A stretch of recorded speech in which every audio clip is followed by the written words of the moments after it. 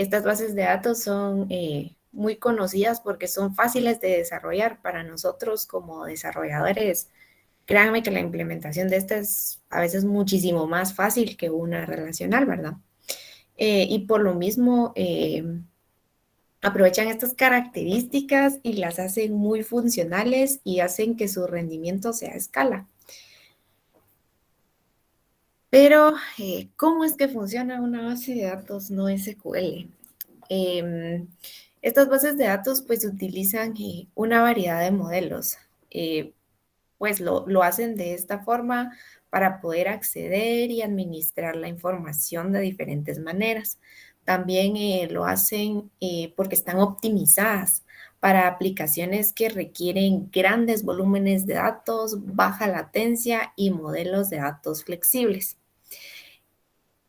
Para que me entiendan mejor, como que el funcionamiento de estas bases de datos, podemos imaginarnos que tenemos no sé, una biblioteca, por ejemplo, un claro ejemplo de los sistemas que nosotros desarrollamos. ¿Cómo realizaríamos esta base de datos en un modelo relacional? Eh, pues bueno, podemos crearla con un registro de libros que a menudo ustedes ya lo realizaron. Aquí me imagino que Gerardo se los dejó en su práctica uno tal vez o lo siguen aplicando, la normalización, ¿verdad? En algunos lugares se les conoce como enmascaramiento. Eh, aquí se van almacenando las tablas pues separadas y las relaciones las definimos mediante claves primarias, secundarias, le asignamos un tipo de dato al valor que vamos a recibir dependiendo del largo del varchar. Eh, y entonces, volviendo al ejemplo de la biblioteca, vamos a suponer que tenemos una tabla libros, ¿no? Y le ponemos el ID, por ejemplo, el ISBN, que es un código único del libro. No estoy segura si a nivel mundial, pero por lo menos cada libro tiene uno. El título del libro y la edición, ¿verdad? Aparte tenemos al autor porque necesitamos saber quién escribió el libro. Y le vamos a poner un ID y el nombre del autor. Finalmente, pues esta tabla necesita relacionarse de alguna forma, ¿verdad? Entonces la vamos a relacionar, por ejemplo, con un máster detalle o bien con la tabla autor ISBN, así le vamos a poner. Y les vamos a definir aquí el ID de autor y el ID de ISBN. Aquí pues son tres tablas, se relacionan. Si yo quiero saber quién escribió el libro, lo puedo obtener mediante una consulta, pasando a través de las llaves foráneas e ir a obtener la información, ¿verdad? ¿Por qué? Porque el modelo relacional está diseñado para permitir que la base de datos aplique la integridad referencial entre las tablas de las bases de datos y para reducir la redundancia, y está optimizada para el almacenamiento en general, ¿verdad? Ahora bien, ¿cómo llevamos a cabo este mismo sistema en una base de datos no relacional? Primero que nada, el registro de un libro generalmente se va a almacenar en estas bases de datos como un JSON, un documento JSON. Y para aplicarlo a nuestro ejemplo de la biblioteca, para cada libro, el ISBN, el código de ISBN, vamos a tener su libro, vamos a tener su número de edición, vamos a tener el nombre del autor y el ID, ¿verdad? Todo se va a almacenar como un atributo en un solo. La palabra sería documento, pero se los voy a explicar estos términos más adelante. En estos modelos, los datos están optimizados para desarrollar intuitivamente y escalabilidad. Lo aplican a una escalabilidad horizontal. ¿A qué me refiero con escalabilidad horizontal? Pues este es un término que van a escuchar en cursos más aplicados a arquitecturas, como lo son análisis y diseño o software avanzado. Pero aquí no estamos hablando de arquitecturas, ¿verdad? Estamos hablando de bases de datos. Y a lo que se refiere es que el crecimiento es sumamente extenso y técnicamente no tiene límites. Es una de las características que más se desea en una base de datos y se basa en la modularidad, ¿verdad? Bien, ¿por qué utilizar una base de datos no relacional si ya conocemos las relacionales y nos manejamos re bien entre tablas, entre llaves y todo esto? Pues las bases de datos no SQL se adaptan perfectamente a muchas aplicaciones modernas. Más que todo se utilizan ahora en dispositivos móviles, en aplicaciones web, en juegos que quieren tener bases de datos flexibles, escalables, de alto rendimiento y altamente funcionales para proporcionar diferentes experiencias de usuario. Las principales razones, tal vez que puedo darles, por las cuales nos puede servir utilizarlas serían, bueno, la principal es que son más flexibles, porque ofrecen esquemas que permiten un desarrollo más rápido e iterativo. El modelo de datos flexible hace que estas bases de datos sean ideales para datos semiestructurados y no estructurados. No sé si esos términos los conocen o no, si se los explicó el auxiliar o no, pero se los voy a explicar por si acaso se le olvidó. Em, los, bueno, una definición tal vez más técnica sería em, que la diferencia entre los datos no estructurados y semiestructurados es que los no estructurados no siguen un formato predefinido, mientras que los semiestructurados están parcialmente estructurados. No les dije nada, me van a decir. Podemos verlo, por ejemplo, con una entrevista, ahorita que ya me imagino que algunos trabajan o ya van a empezar a trabajar. Viene el entrevistador y les pregunta, ¿está en su poder tener una hoja y seguir un esquema fijo de preguntas o lanzarles preguntas al azar, ¿verdad? Si él les pregunta, mira, ¿cuál es tu nombre? Y lo que se le va ocurriendo en el ratito, ese podríamos tomarlo como un ejemplo de datos no estructurados. Y los semiestructurados es que venga, por ejemplo, el jefe de IT, Gerardo, y le diga, mira, yo quiero que le preguntes cuántos años de experiencia tiene, qué lenguajes conoce, y y le mande 5 preguntas que quiere que a todos se las haga. Entonces aquí él ya va a llevar estas preguntas con cada uno de los entrevistados y les va a ir diciendo, aparte de las preguntas que le va a ir lanzando de las que a él se le ocurran, ¿verdad? Entonces eso podría ser un ejemplo de datos semiestructurados. Volviendo a las razones de por qué utilizarlas, la escalabilidad es otra de las principales, porque estas están generalmente diseñadas para escalar utilizando clústeres distribuidos de hardware en lugar de escalar añadiendo servidores caros y sólidos. Algunos de los proveedores en la nube, y es algo que las bases de datos no SQL por lo general se manejan en la nube. No quiere decir que no puedan ustedes instalar una estilo Workbench y empezar a trabajar ahí, pero la mayoría se manejan en la nube, ¿verdad? Pues ellos las manejan en operaciones en segundo plano, como un servicio completamente administrado. Además, ofrecen alto rendimiento porque están optimizadas para modelos de datos específicos y patrones de acceso que permiten lograr una mejor funcionalidad similar a la que ustedes podrían obtener con una base de datos relacional y son altamente funcionales. Las bases de datos no SQL proporcionan APIs y tipos de datos que están diseñados para cada uno de sus modelos de datos, ¿verdad? Esto lo vamos a ver despuesito.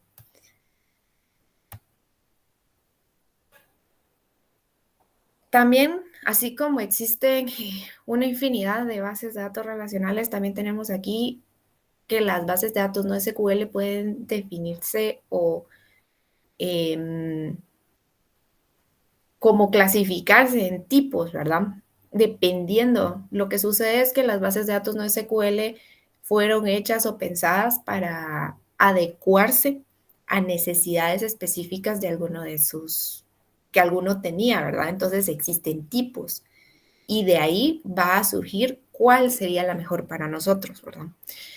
Por ejemplo, las clave valor, que son altamente divisibles y permiten también el escalado horizontal, cosa que otros tipos de bases de datos no pueden alcanzar.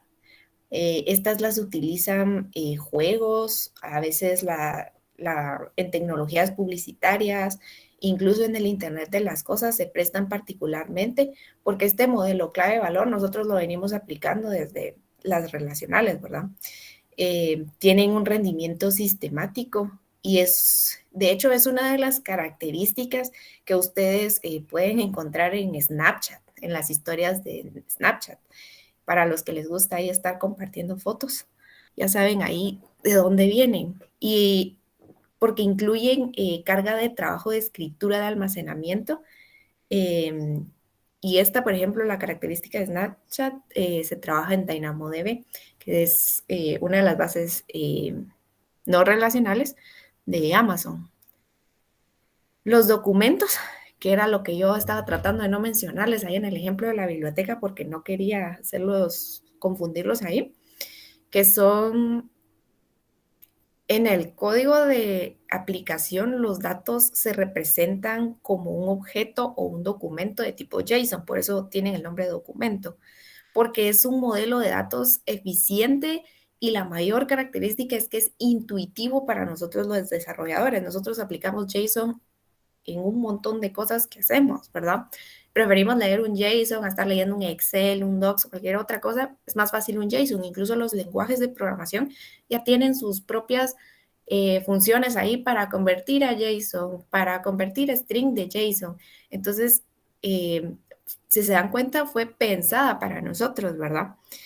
Estas bases de datos de documentos pues facilitan que nosotros como desarrolladores podamos acceder al almacenamiento y la consulta de estas bases de datos, aplicando un formato de modelos que emplean en el código de la aplicación, ¿verdad? El modelo de documentos funciona muy bien con catálogos, con perfiles de usuario, con sistemas de administración de contenido en los que cada documento es único y evoluciona con el tiempo, como MongoDB. Otro que también se me ocurre es el otro de Amazon que se llama DocumentDB, que son bases de datos basadas en documentos conocidas que proporcionan sus propias APIs a las cuales nosotros podemos conectarnos.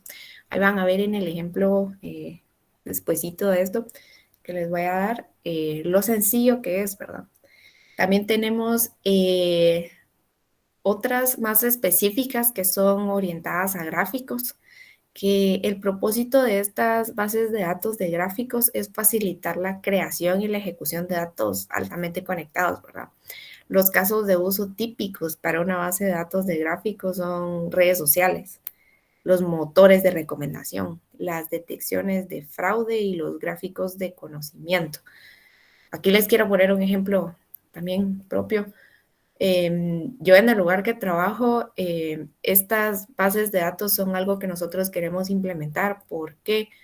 Porque cuando nos piden en la plataforma que trabajamos un módulo, normalmente los administradores nos piden 5 módulos como que, por decirles, tablas y los otros 6 son puras páginas de gráficas y después nos llaman los clientes que se tarda mucho en cargar.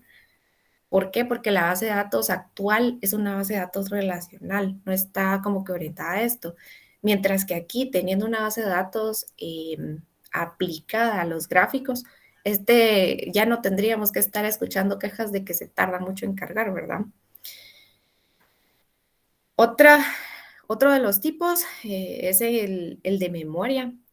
Esta la utilizan mucho las aplicaciones de juegos y también las tecnologías publicitarias porque tienen tablas de clasificación de tiendas de sesión, análisis en tiempo real que requieren tiempos de respuesta muy rápidos en microsegundos y tienen que tener picos de tráfico, pueden tenerlos más bien en cualquier momento.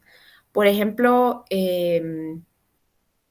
clientes de este tipo de bases de datos a los que les gusta ahí eh, ver esta aplicación es Tinder, que tienen que tener una respuesta en tiempo real de sus aplicaciones.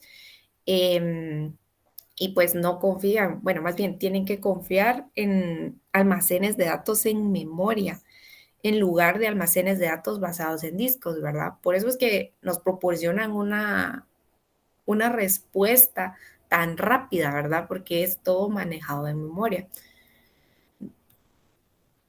Pero entonces nos viene la pregunta, ¿verdad?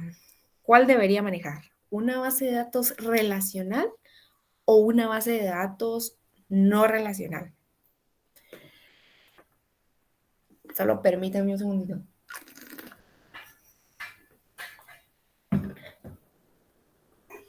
Las bases de datos no SQL son relativamente jóvenes. ¿A qué me refiero con jóvenes? Nacieron por ahí por el año 2000, no tienen ni 25 años.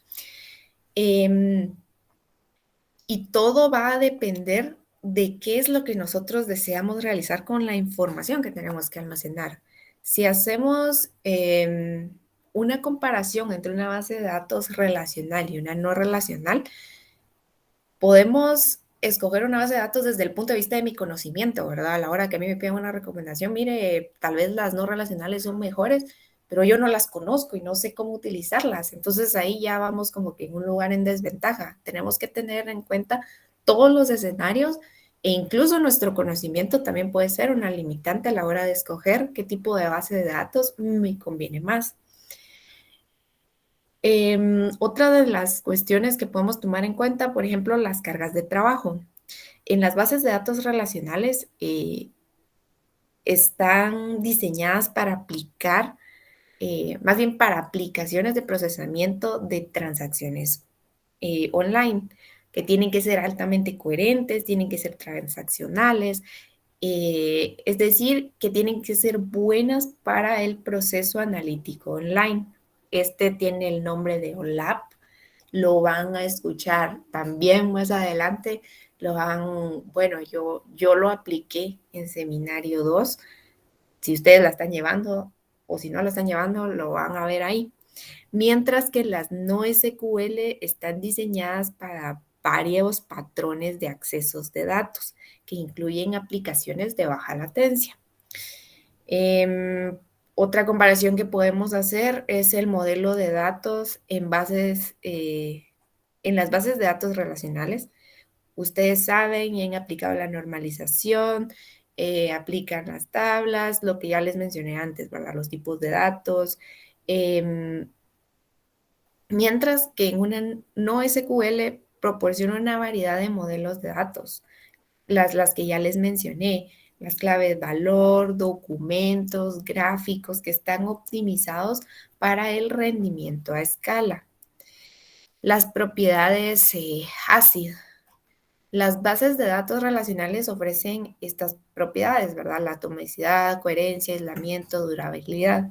Mientras que en las no SQL se hacen concesiones para flexibilizar algunas de esas propiedades, no las aplican como tal. Y esto lo hacen así para poder proporcionar un modelo de datos más flexible. Otra comparación que podríamos hacer es el rendimiento. En las relacionales, normalmente el rendimiento depende del sistema de disco, ¿verdad? Se necesita la optimización de consultas, índices y estructura de la tabla para lograr el máximo rendimiento. Caso contrario, en una no SQL depende el tamaño del clúster del hardware y la latencia de red y la aplicación que efectúa la llamada. O sea, en ambos escenarios puedo tener un rendimiento muy alto, pero también va a depender de ciertos factores, ¿verdad? Aquí también, bueno, en mi caso en el trabajo también tenemos ese mismo problema con un reporte. Los clientes lo quieren descargar y ¿cuál es el problema? Se quejan, mire, no me está descargando. ¿Por qué no le descarga? Está consultando demasiados datos y tenemos un cliente en particular que ni siquiera hemos podido encontrar quién es, que nos lleva la base de datos a tope. Y después todos son mensajes, llamaderas de que, mire, está muy lenta la página, está muy lenta. Y sí está lenta porque alguien se puso a generar eso, llevó la base de datos a tope y todo se pone lento. ¿Va? Entonces, ¿Y cuál fue la solución que hablamos con el proveedor? En este caso, Microsoft nos dijo, tienen que optimizar las consultas. O sea, también va a depender de nosotros, ¿verdad? Cómo llevemos a cabo nuestras consultas. Para eso es que ahí Gerardo les está explicando re bien cómo hacer las consultas y que este tipo de errores no les sucedan. Y bueno, finalmente, otra de las comparaciones que podemos hacer, que no sé de hecho si ustedes la han manejado o no, si han conectado alguna vez una base de datos con alguna de las aplicaciones que ustedes hayan trabajado, son las APIs, ¿verdad? Porque una base de datos relacional solicita almacenar y recuperar datos que se están comunicando con nuestra API, siempre en lenguaje SQL, ¿verdad? Ustedes tienen que poner a la hora de hacer la conexión o quieren hacer un select de todos los usuarios, y ponen literalmente select all from usuarios, ¿verdad? Esto se ejecuta como si fuera la base de datos, ¿verdad?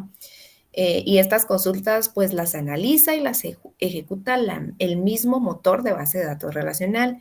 En una NoSQL, las APIs son basadas en objetos que permiten a nosotros como desarrolladores almacenar y recuperar fácilmente la estructura de los datos, ¿verdad? A través del JSON. Las claves de participación permiten que las aplicaciones busquen pares de clave-valor, conjuntos de columnas o documentos semiestructurados que contengan atributos y objetos de aplicación serializados. Estas diferencias pueden ser tanto una ventaja como una desventaja.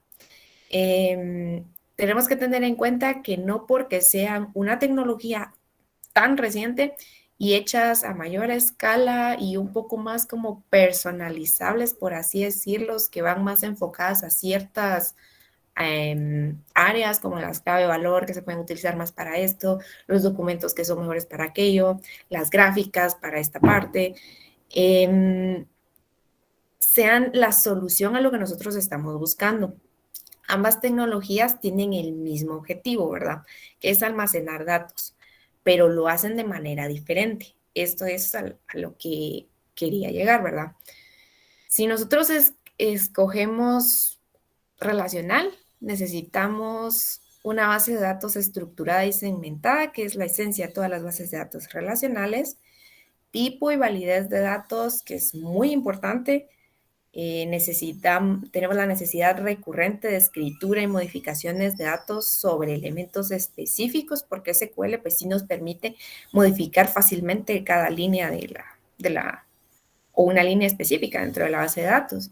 Y si vamos a tener que realizar, o sea, la búsqueda es un poco más compleja, ¿verdad? Porque para llegar a la tabla X tengo que pasar por A, B, C, D, E, F, ¿verdad? Y tener bien claro cómo está mi modelo de datos, lo cual cuando ya tienen una base de datos de 30 tablas, uno se vuelve loco tratando de encontrar cuál es la relación entre una tabla y otra. Y si elegimos una NoSQL, estamos eligiendo una base de datos sin esquemas predefinidos. No tiene una estructura fija. Estamos eligiendo o vamos a tener la necesidad de múltiples búsquedas de lectura. Todos los datos necesarios se pueden recuperar efectivamente de una sola vez sin combinación, es decir, sin estar pasando por esta tabla, por la otra, por la otra y por la otra. Grandes conjuntos de datos. Es muy aplicable para Big Data y datos distribuidos, es decir, se pueden obtener desde diferentes fuentes. Pero nos vamos a ir al ejemplo para que entiendan un poco mejor o por si no han tenido interacción con estas bases de datos, puedan darse o se lleven de aquí una mejor idea. En este ejemplo vamos a utilizar una base de datos de MongoDB. Esta base de datos, pues, como les dije, la mayoría son proveedores de la nube. En este caso vamos a utilizar la que es Mongo Atlas en la nube y vamos a conectarnos con ella localmente con una aplicación de Node.js. Vamos a visualizar cómo se van moviendo los datos o cómo van cambiando, tanto los que vamos a tener en la nube como los que vayamos modificando localmente. Algo que sí quisiera que supieran y lo que no les dije desde el inicio, cambia un poco la terminología en bases de datos relacionales y no relacionales. Incluso cambia dependiendo del tipo de no relacional que utilicen.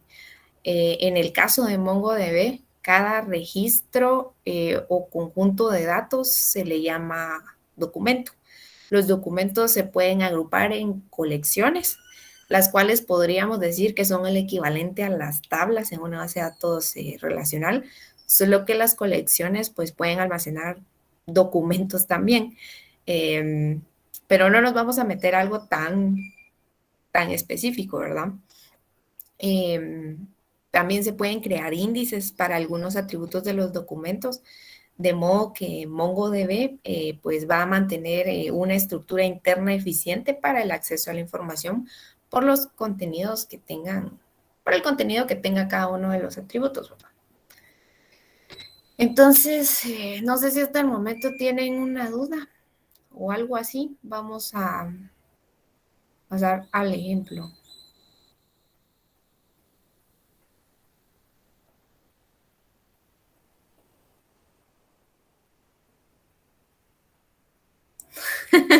Vamos al ejemplo entonces, Kenneth. Va, como les dije, vamos a utilizar Mongo Atlas. Esto es tan fácil como buscar en Google Mongo Atlas, ¿verdad? En mi caso, pues aquí se tienen que registrar, es lo único. Estoy registrada con mi cuenta institucional porque pensé que me iba a dar algún beneficio, pero no. Igualmente aquí vamos a poder crear el ejemplo ay, con la cuenta free. O sea, no me va a generar ningún cargo, ustedes lo pueden utilizar para ejemplos, es relativamente sencillo de utilizar.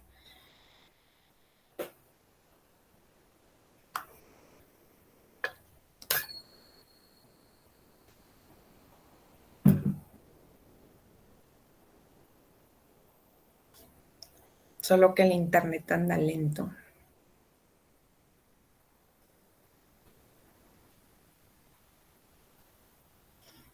Bien, aquí yo ya tengo un proyecto configurado. Simplemente lo primero que les va a pedir cuando inicien es créate un ejemplo, un proyecto, ¿verdad? Yo no lo eliminé para este ejemplo porque si lo eliminaba el usuario y se iba a volver un desastre, ¿va? Entonces aquí vamos a terminar este clúster.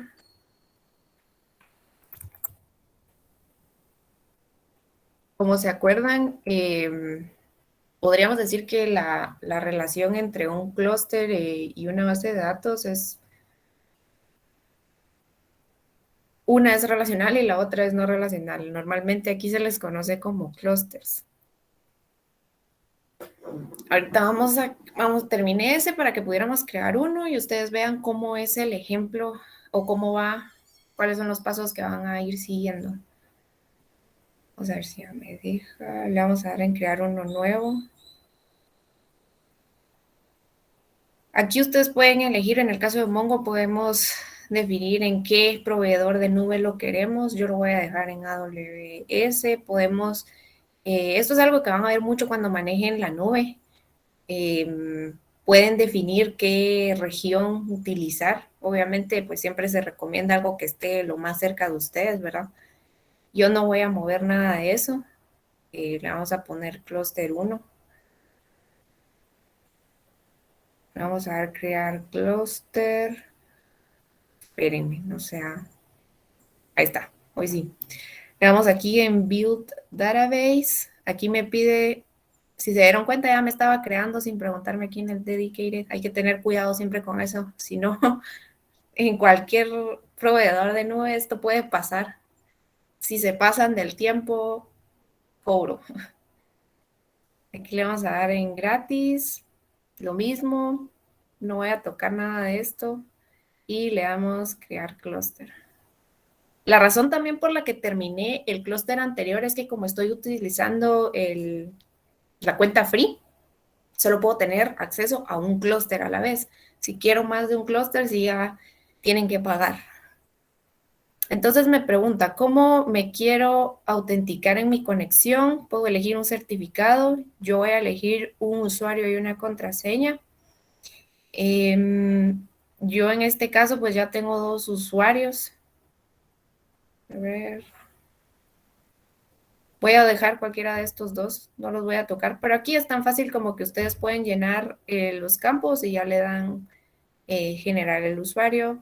Dice de dónde deseamos conectarnos, desde dónde queremos conectarnos. En mi caso, aquí se pueden conectar desde otro lugar en la nube. En mi caso, yo me quiero conectar localmente a través de una API. Me dice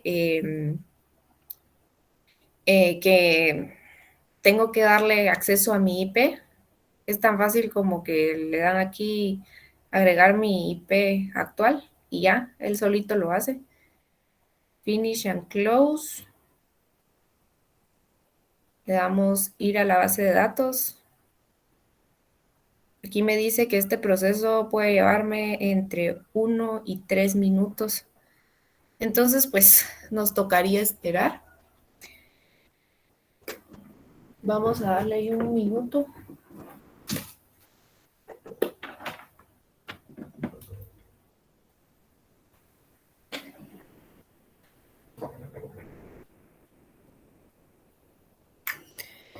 Para mientras, en lo que esto termina de crearse, les voy a mostrar MongoDB Compass, es el que utilizamos, bueno, en el caso de Windows, la verdad desconozco si está disponible para Linux. Eh, Sería de ver, tal vez, me imagino que sí.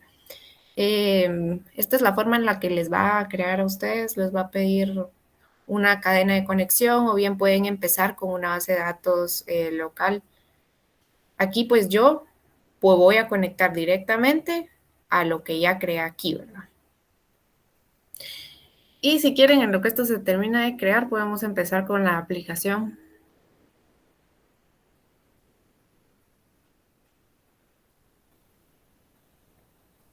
Ok, yo ya tengo aquí solo la carpetita para que lo vayamos haciendo de ejemplo.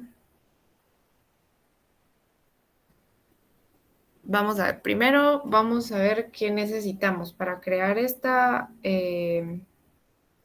aplicación y poder conectarnos a la base de datos. Vamos a ver, empezamos a crear el proyecto, ¿verdad? Le vamos a dejar el nombre de la carpeta, que es ejemplo, la versión. Esto ustedes ya lo saben de memoria, de seguro. Ok, ya tenemos el paquete JSON. Ahora necesito el Express.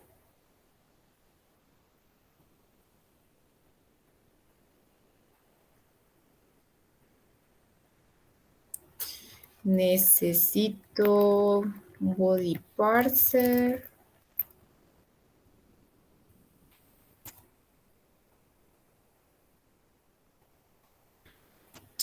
Y vamos a ver. Porque va con una guión aquí.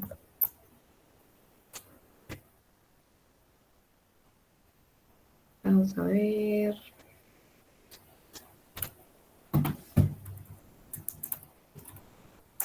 Creo que sí.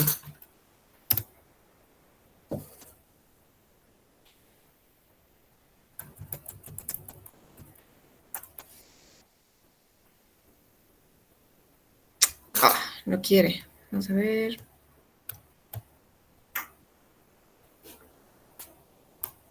Sí, me olvidó el body parser.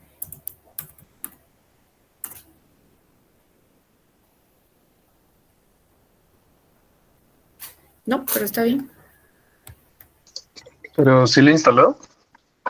Ah, tienes razón. Sí. Y el otro es MongoDB. Es el más importante que nos va a servir para poder conectarnos. Bien. Creo que con eso estamos.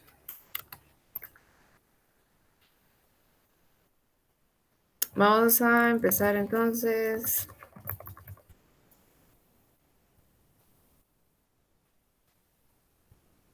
importando los paquetes.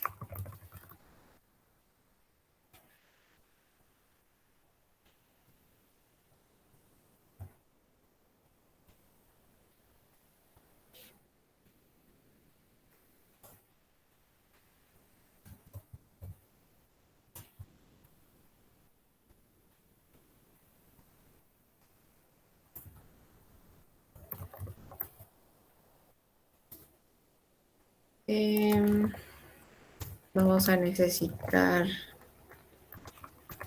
el exec, este que se llama child process.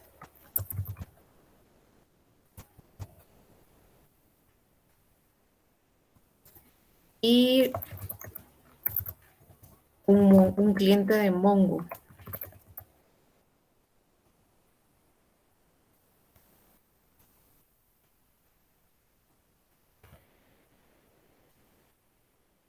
Aquí necesito un Mongo. Right. Le vamos a poner index. Ahora bien, vamos a empezar con la aplicación. Le vamos a decir que utilice el body parser.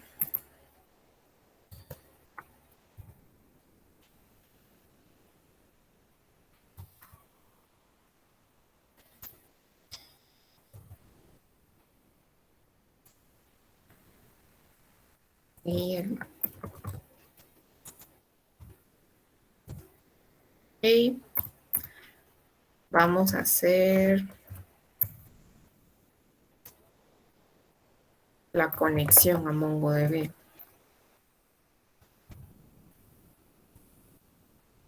Vamos a dejar. Aquí es donde ya vamos a necesitar lo que teníamos acá. No se ha creado esto.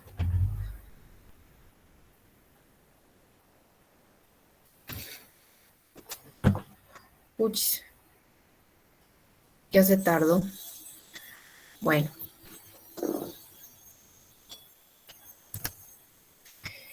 Entonces terminemos de escribir la cadena de conexión. Aquí vamos a colocar en el primer atributo la cadena de conexión, una cadena de conexión que nos va a dar este clúster cuando ya esté creado.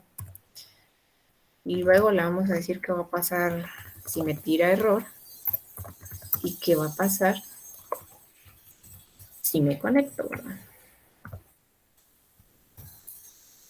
Con una función flecha. Vamos a decir que nos retorne el error en consola.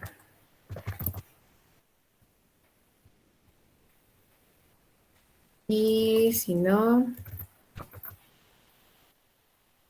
vamos a setear la base de datos en mi variable. Le vamos a poner ejemplo de nombre y le vamos a poner que nos escriba que la conexión fue exitosa.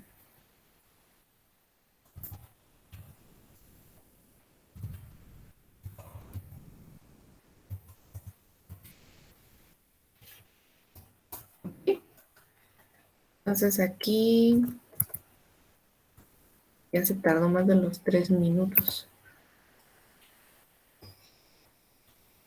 Hasta aquí lo único que hemos hecho es llevar a cabo la conexión hacia el Mongo Atlas, pero no se termina de construir. Entonces vamos a terminar app listen. Vamos a decir que corra en el puerto 5000.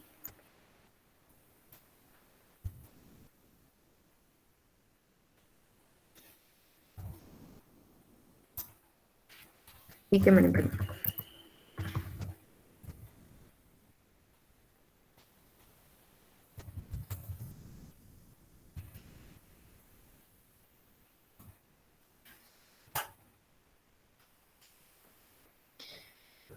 Vamos a ver cómo vamos aquí. Ay, no. Ya me preocupó esto que no sé, no regresa.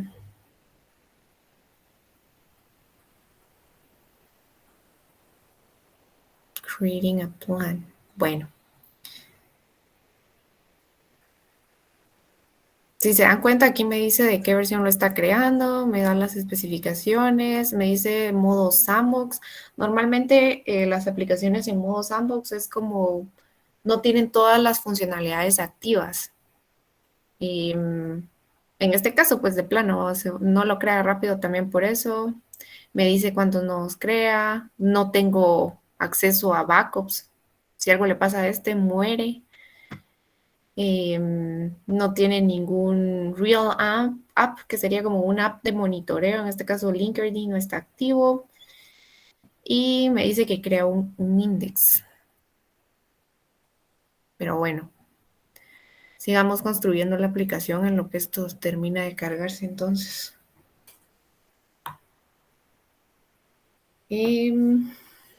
Entonces, ¿qué es lo que vamos a hacer? Yo no solo quiero conectarme a la aplicación, sino quiero también poder al menos consultarla y agregar la información, ¿verdad? Porque no tiene como que chiste que yo venga aquí e ingrese la información directamente a la base de datos, ¿verdad? Eso al conectarnos con la cadena de conexión se va a ver reflejado inmediatamente, ¿verdad? Pero yo lo que quiero es que ustedes vean cómo se hace la API. Entonces vamos a hacer un post. Vamos a poner add para agregar un registro.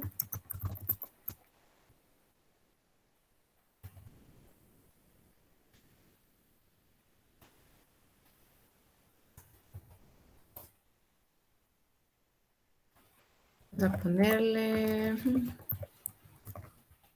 a lo que traiga el body. Vamos a decir imprimirla para ver si está llegando en caso que haya un error. Y aquí es BD. BD Collection. ¿Se acuerdan que les dije que las tablas se almacenan por colecciones? Entonces, ¿qué nombre le vamos a poner a nuestra tabla? Le vamos a poner bases 1. Le vamos a decir que nos inserte la información que nos va a recibir con la petición y que me diga si hay un error o si todo está bien. Vamos a ver si hay un error. Ay.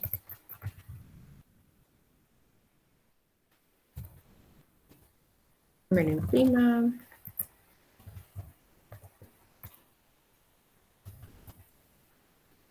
Y que me devuelva error al insertar. Y si no,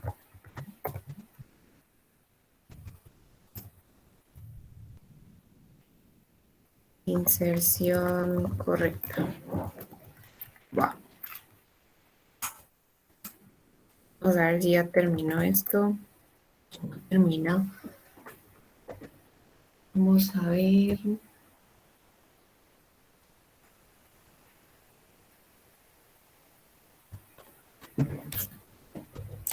No sé qué le está pasando a esto. Se Se reinó. tímido. Mucho público, dijo. ¿No será caché de la página? Tal vez va. ¿La cargas en otro navegador? Solo este tengo, joven. Ahí el detalle, espérate. Pero si no terminamos ahí, después miramos qué onda. Vamos a ver. Vamos a poner al otro consultar para poder obtener los datos. ¿Saben qué? Mejor vamos a copiar este de arriba.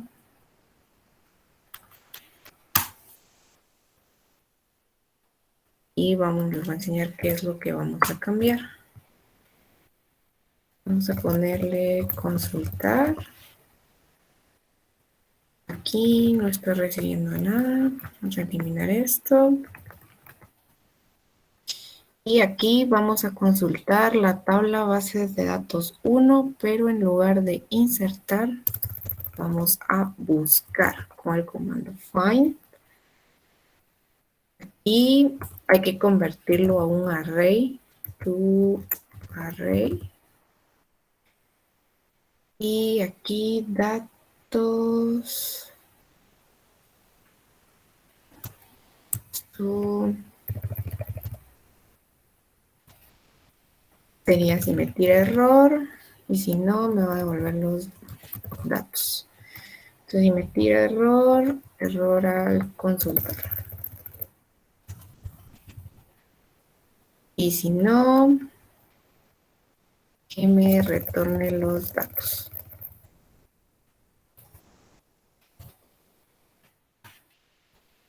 Y bueno, creo que aquí ya estamos. Solo nos falta que esta cuestión quiera funcionar. Ah, espérate. Me acordé que sí tenía Chrome.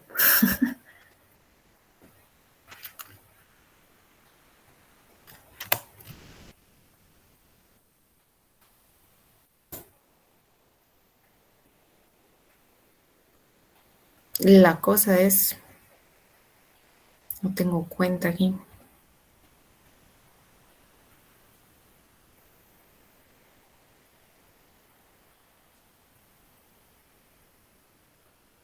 Cabal. Ahí está. Se enojó. Ahí está, ve, ya lo creó. Vamos a ver si ya nos deja conectarnos. Va. ¿Se dan cuenta? Ahí. Aquí ya me dice cómo se llama mi clúster.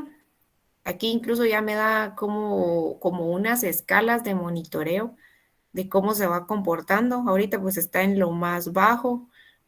Cuando yo le digo, miren, así como les estaba dando el ejemplo de mi trabajo, se va a la base de datos a tope, es porque ustedes miran aquí esto hasta arriba, ¿va? Entonces así ustedes pueden ir monitoreando, aquí les va dando como que estadísticas de cómo se va comportando para que ustedes puedan tener una idea, ¿va? Aquí ya me dice que ya está activo. ¿Va? Entonces le damos en conectar y aquí me dice diferentes opciones, ¿verdad? Conectarnos con la consola de MongoDB, conectarnos con la aplicación o utilizando Compass, ¿verdad? Que Compass pues es este Mongo de aquí, pero yo no quiero conectarme como que entre una base de datos en la nube y la local. Yo lo que quiero es pasar a través de una aplicación. Entonces me vengo aquí. Si se dan cuenta, ya tiene por definido algunos lenguajes aquí con los que ustedes se pueden comunicar. Obviamente nosotros Node.js, le decimos qué versión esta y entonces ya me tira de acuerdo a esto la cadena de conexión, ¿verdad?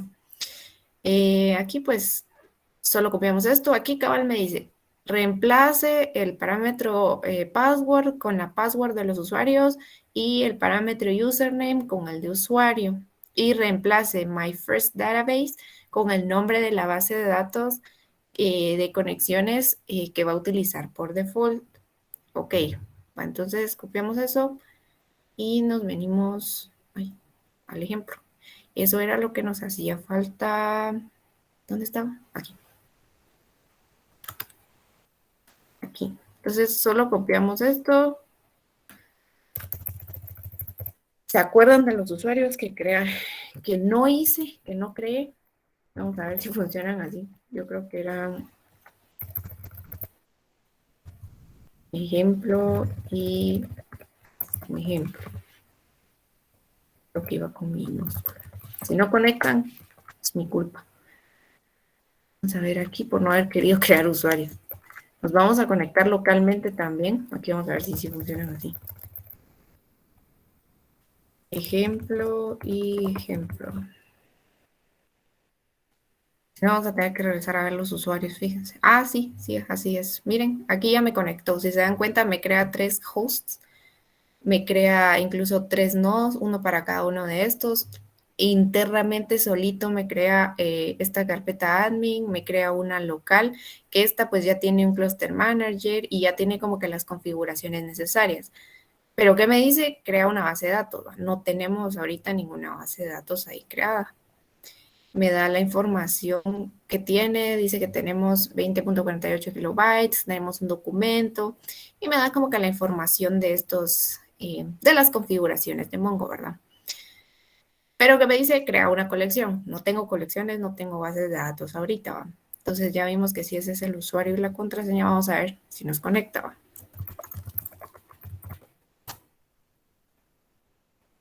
Ahí me dice conexión a Mongo exitosa. Vamos a ver si es cierto.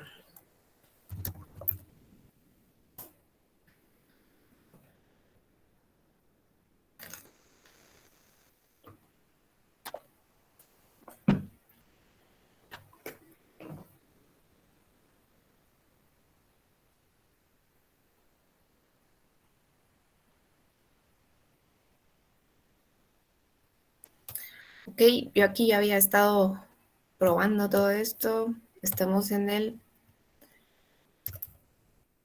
consultar.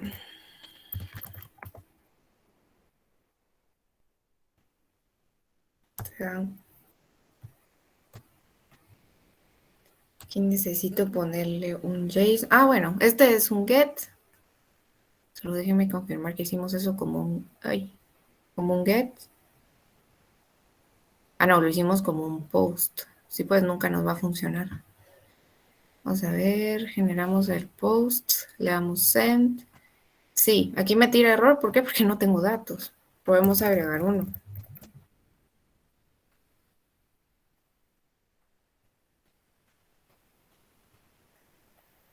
¿Por qué no me dicen que no le agrego datos? Pues va. Algo que tenemos que tener en cuenta es que internamente Mongo ya maneja sus IDs, pero nosotros podemos ponerle nuestro ID propio, ¿verdad? Vamos a poner ID bases 1. Esto sería como para un control interno, le vamos a poner 1. Pongámosle, como era la base de datos de ustedes, le vamos a poner el nombre de Gerardo. Y le vamos a poner una nota. ¿Cuánto le ponemos de 0 a 100 al auxiliar?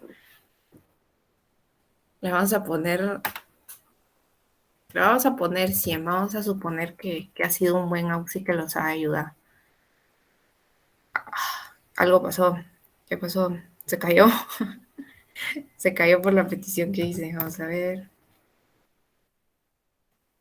Probemos otra vez. Vamos a ver. Dice, sí recibe la información. Ah, esta es una advertencia y me dice red send.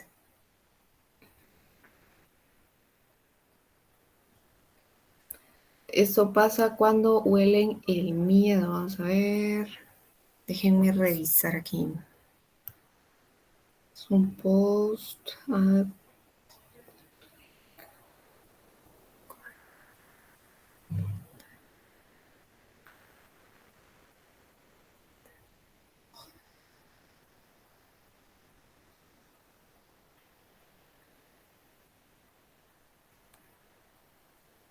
Yo creo que es esto.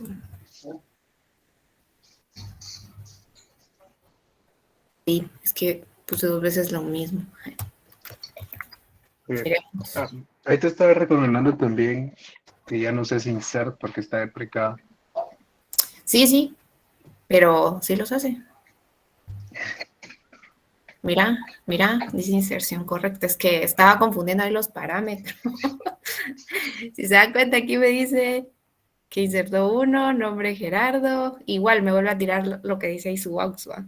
Que ya no debería estar usando yo insert, sino insert one, porque solo es un registro. Y me da otras opciones, insert many y otros, ¿va? Si nos venimos aquí y actualizamos nuestra base de datos, si ustedes se dieron cuenta, yo en ningún momento creé esto. Yo en ningún momento creé la base de datos, en ningún momento le dije cómo se iba a llamar la colección. Simplemente mandé a insertarlo y ahí está. Lo insertó 2 veces. Si nos venimos al de aquí y refrescamos esto, solo vamos a ver.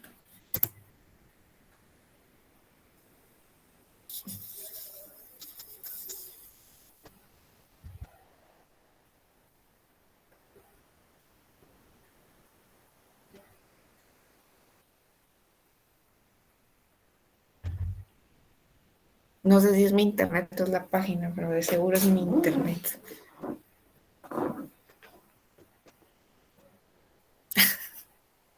Vamos a ver.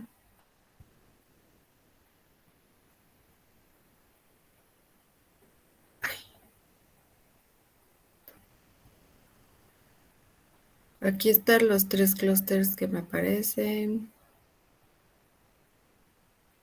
Nos vamos a las colecciones y aquí me aparece el ejemplo y bases 1. ¿Va? Aquí, si se dan cuenta, esta parte se parece mucho a la de acá. De hecho, es igual. Aquí hasta les tira la opción. Aquí ustedes pueden, como quien dice, realizar consultas, pero para eso insertemos al menos 2 registros, ¿va? Igualmente, yo puedo venir aquí. Si se dan cuenta, les dice, pueden agregar información, la pueden exportar, pueden verla de diferentes formas, como tablita. Este es normalmente como que el formato que maneja Mongo. Em, y estos son los que les sirven para hacer las consultas. Incluso podemos agregar uno de estos desde acá, pero aquí ya tenemos construido esto. Le vamos a poner el ID2, le vamos a poner a Kenneth, que era el que quería el ejemplo. Vamos a poner de nota 100 también. Ahí todos van a ganar. Y vamos a ver. Ay, ay, ay. Era refresh. Ahí ya está Kenneth. Y aquí quiero refrescar porque se va a estar. Aquí está.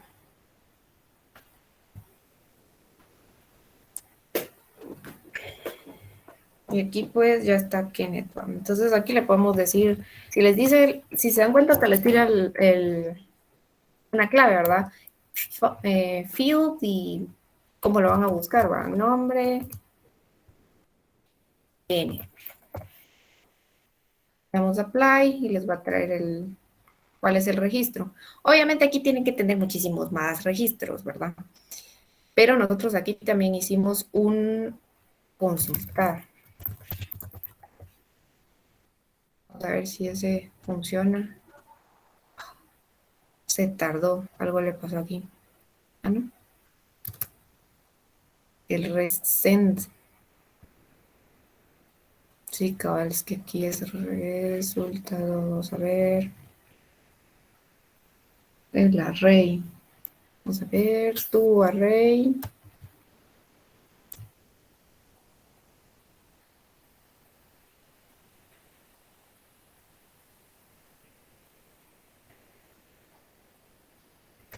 Ay, ay, ay, ay.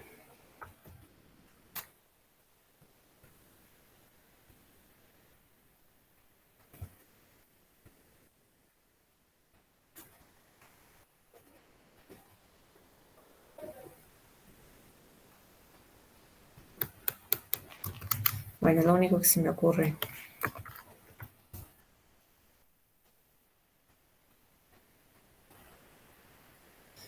Si era un post. Sí, sí, le dije post. Ah, probemos con un get. Porque se me hace que como no le estamos mandando nada.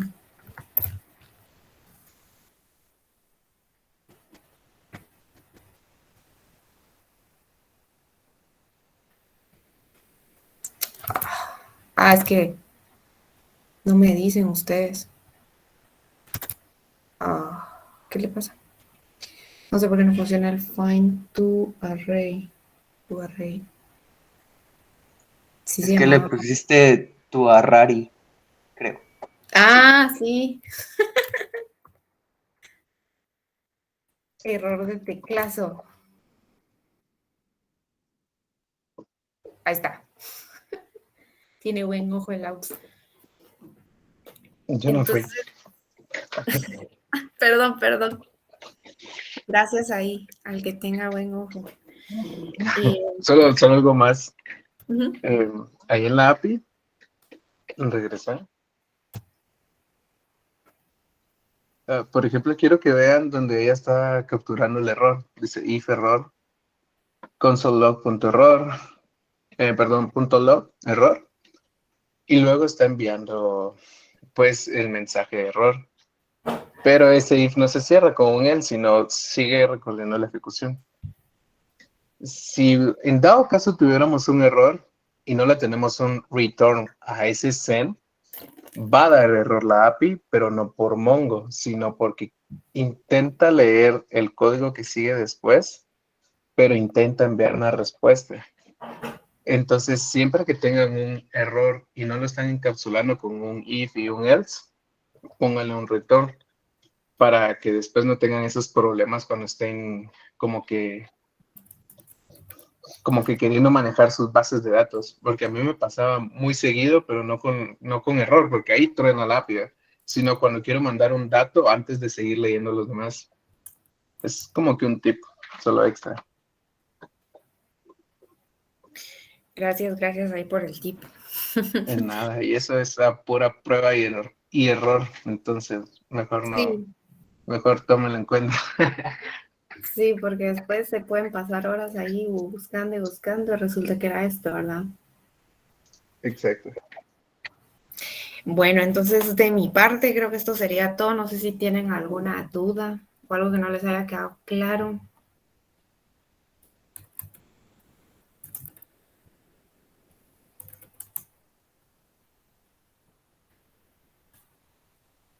Yo tengo curiosidad en una cosa.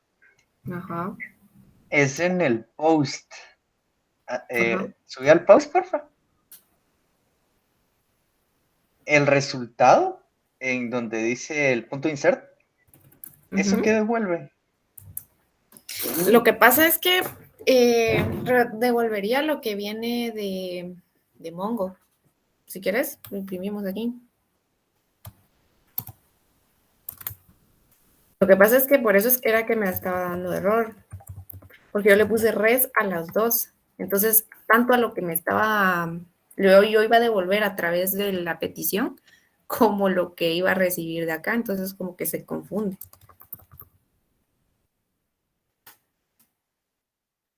Lo vemos, pues.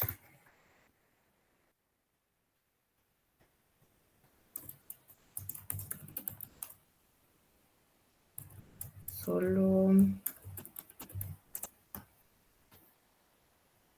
Vamos a ver.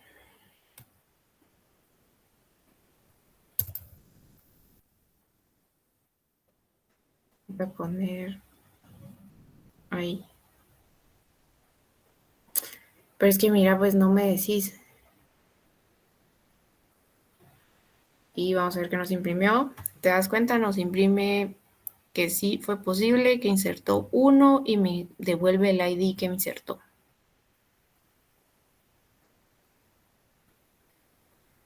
Ah, gracias. Ok. No sé si hay alguna otra duda.